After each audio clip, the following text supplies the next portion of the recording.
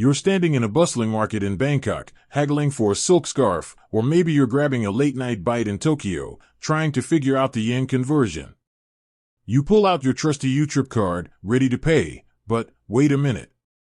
How much do you actually need to have loaded onto it? Have you ever found yourself asking, what's the absolute minimum I need to put on this thing? If that thought has ever crossed your mind, you're in the right place. Because let's be honest, we've all been there. We want to be smart with our money, especially when traveling or dealing with foreign currencies online. We don't want to load up way more than we need, but we also don't want to be caught short. YouTrip, for those who might be new to it, is a fantastic multi-currency wallet that lets you pay in over 150 currencies with no hidden fees and competitive exchange rates. It's a game changer for travelers and online shoppers alike. But getting the hang of the minimum top-up? That's where things can get a little fuzzy.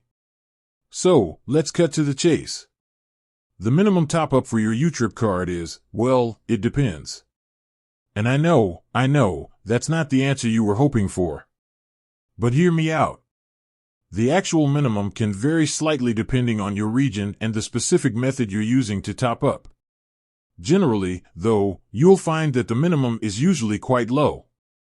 Think in terms of a small coffee or a quick snack. The key thing to remember is that YouTrip primarily operates through linking to your existing debit or credit card. When you initiate a top-up, you're essentially transferring funds from your linked card to your YouTrip wallet. Now, why does it vary? Well, it boils down to a few factors. Firstly, there are the processing fees charged by the card networks and payment processors. YouTrip tries to keep these as low as possible, but they do exist. Secondly, there might be slight variations depending on the currency you're topping up with and the specific bank you're using. However, the good news is that YouTrip is designed to be flexible. You're not forced to load up massive amounts of money at once. You can top up as little as you need, when you need it. This means you can manage your spending effectively and avoid having large sums of money sitting idle in your YouTrip wallet.